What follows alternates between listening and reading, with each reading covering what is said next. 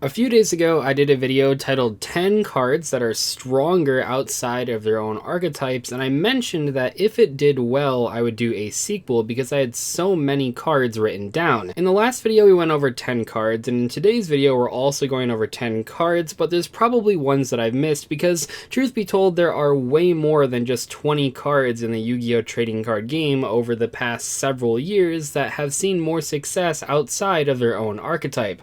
So I might not cover every single card in these two videos, and maybe if there's so much support and so many cards that I missed, maybe we can do a third installment, but we'll have to wait and see. The premise is pretty straightforward, but I'll just reiterate it just in case you missed that original video. We're looking at cards that saw more success outside of their own archetype at actual tournaments. So in some cases, these cards were still pretty good or are still pretty good in the decks that they come from, but in all these cases, they are much more successful in other strategies. When FA Don Dragster was first revealed, I couldn't have been more excited. At the time, I was a huge fan of the FA deck. I even took it to a few regionals, and I like that strategy a lot. It has a lot of really interesting interactions that other decks really don't deal with. The main gimmick is that you have level modulation effects and lots of cool interactions to go along with that, and FA Don Dragster seemed like the perfect boss monster for the deck. Unfortunately, the FA strategy, which wasn't very good, but it was kind of fun, got caught in the crossfire right after Don Dragster came out. Just a few weeks later, Ancient Fairy Dragon got banned. Now, Ancient Fairy Dragon was not banned because of FAs. However, almost every single FA combo, like the vast majority of them, revolved around Ancient Fairy Dragon. So while Don Dragster still was a really good boss monster to end on, your main combos just weren't there anymore, and the FA deck already was struggling, so banning Ancient Fairy Dragon didn't help in the slightest. So while FA Don Dragster has been a very solid go-to generic level 7 synchro for a lot of strategies, as far as it went in the FA deck itself, it didn't see a lot of success because FAs weren't very good.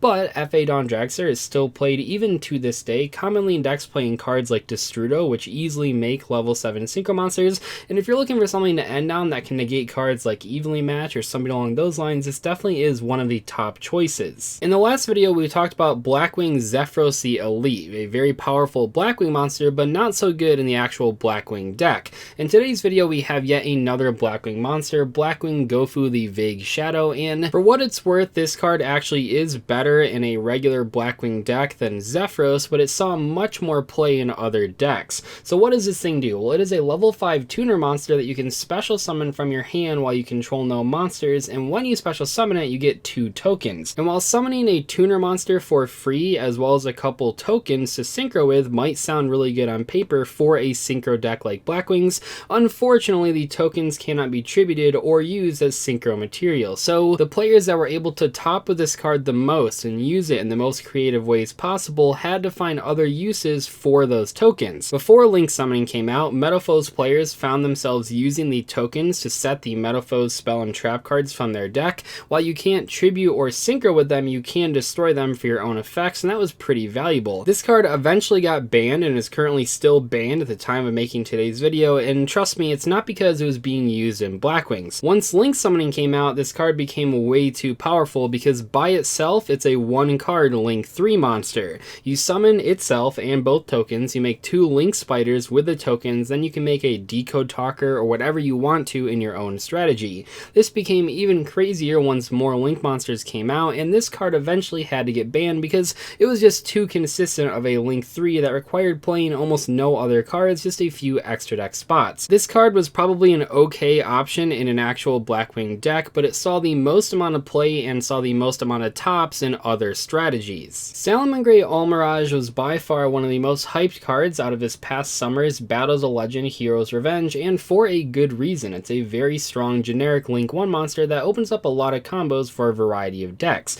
You can play this in Altergeist, you can play it in Cyber Dragons, you can play it in Invoked. This thing can go in a whole lot of strategies that all are doing very different things. That being said, you probably won't see this card being used in an actual Salamangreat deck, and it's not because they couldn't use it. It is summonable. You can send Spinny to the graveyard or Foxy to the graveyard to summon this thing, but it's just not needed. Salamangreats already have Bale Links, which is by far the much better Link 1 monster. Not to mention, in an actual Salamangreat deck, the extra deck space is so extremely extremely tight that you don't possibly have room for a card that you already have a better version of. It's kind of crazy how many Dino Wrestler cards there are, but most of them haven't been very good. We have a Synchro and a Fusion and several Link monsters and a whole bunch of main deck cards, but overall it's just not a very solid strategy. But not every single Dino Wrestler card is bad. In fact, Dino Wrestler Pankratops is by far the best Dino Wrestler card and recently got limited on the latest Forbidden Unlimited list. This card can special summon itself right from your hand if your opponent controls more monsters than you do, and then it says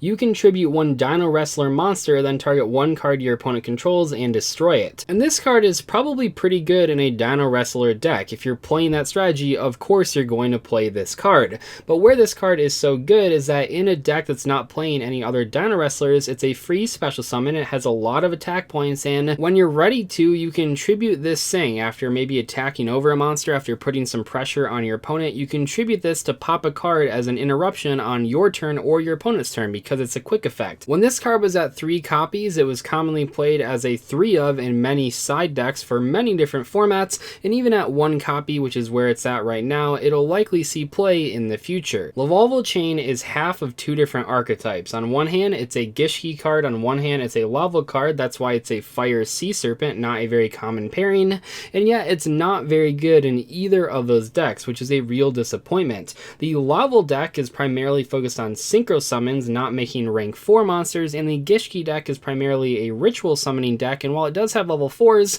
it can't really use this card that well. However, this card is extremely broken, one of the best rank 4 monsters ever printed, and is still banned right now. Once per turn, you can attach material from this card to either mill any card from your deck, so that's not just a monster card, but any card you want, or you can stack a monster card and put it right to the top. Now, both of these effects were extremely good, and it really makes this card one of the best rank 4 monsters ever printed, because milling any card is absolutely insane. We're currently seeing that be a problem with Curious, the Light Sworn Link monster, and it was a problem with this card before that. This thing, milling any card, can basically mean that pretty much whatever deck you play can instantly get whatever piece they need into the graveyard for free. That's just not fair, and it was seen in a lot of broken combos. Comparatively, stacking the top of your deck with a monster card doesn't seem as broken, and it's not, but it still was used in a variety of decks. The combo here is pretty straightforward. You would try to stack the top of your deck with a monster card that you wanted, obviously, and then use a draw card immediately to get it to your hand. So while this card was extremely powerful in a lot of decks and one of the best rank 4 monsters ever printed, it wasn't very good in the decks that it was designed for. And then in that exact same set, you have a very similar card, Daigusto Emerald. So this card is a rank 4 monster comprised of 2 different archetypes. In this case, it is the Gusto monsters as well as the Gem Knight monsters, and to be fair, at least this one actually is pretty useful in a Gem Knight deck and is still played if you're playing that strategy, but this thing, much like Chain, saw a lot more play in other strategies. What does this do? Well, it has 2 effects, just like Lavaval Chain, and the first one is target 3 monsters in your graveyard, shuffle all 3 into the deck, then draw 1 card. The second one is target 1 non-effect monster in your graveyard, special summon that target.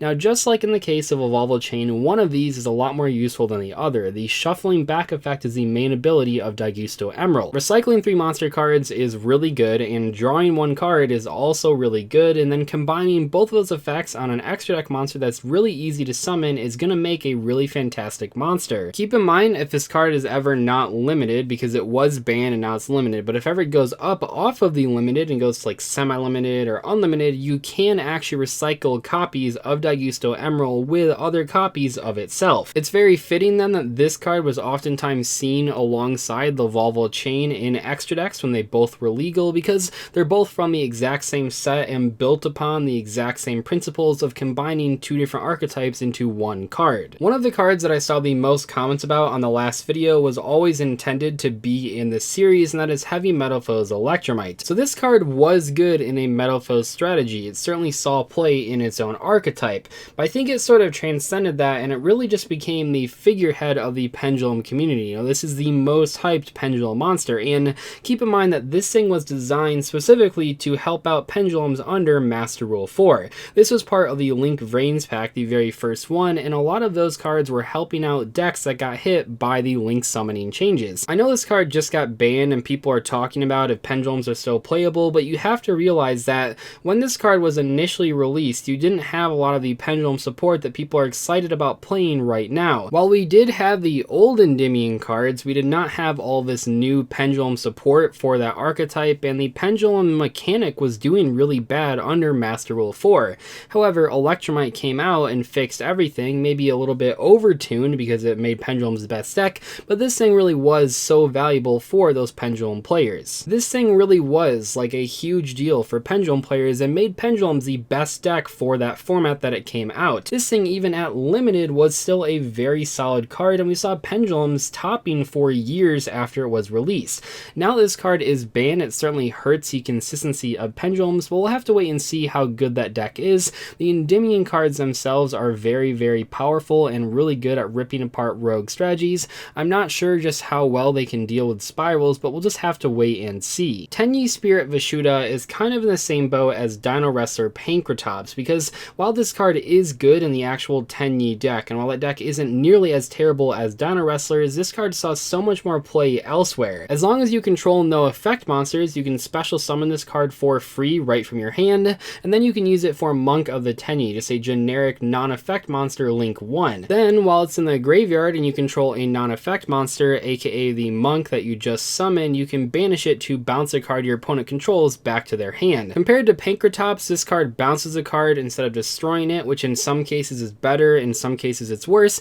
The main advantage though is that this thing leaves you with a monster card. It leaves you with a Link 1 that then you can use for furthering your combo, whereas Pankratops just removes itself from the field. Although both cards are very good, they're just used in different ways. Next up, we have two different Galaxy monsters, both of which saw a lot more play outside of the Galaxy deck. You have Galaxy Eye's Dark Matter Dragon, which is currently banned, and you have Galaxy Soldier, which is currently being played in most Cyber Dragon strategies. Dark Matter Dragon is by far one of the craziest pieces of sort of dragon support. It might look difficult to make, but it's not really. All you really need is two level 8 monsters, make a Galaxy rank 8, and then upgrade into this. One of the most common combos with this card was using its effect to send a Morphage Goliath and Archbrave Dragon to the graveyard, and then on your opponent's turn you would revive the Goliath, locking both players, but mostly just your opponent, out of the extra deck. I say mostly the opponent because while Goliath is a symmetrical ability of locking both players out of the extra deck, usually by that point you would have already summoned multiple big monsters, so it pretty much is just one-sided in that your opponent has to break your giant board without going into their extra deck, which is going to be tough a lot of the time. Galaxy Soldier is at least a lot more playable in the Galaxy deck than Dark Matter Dragon ever was, but it still is a lot better elsewhere.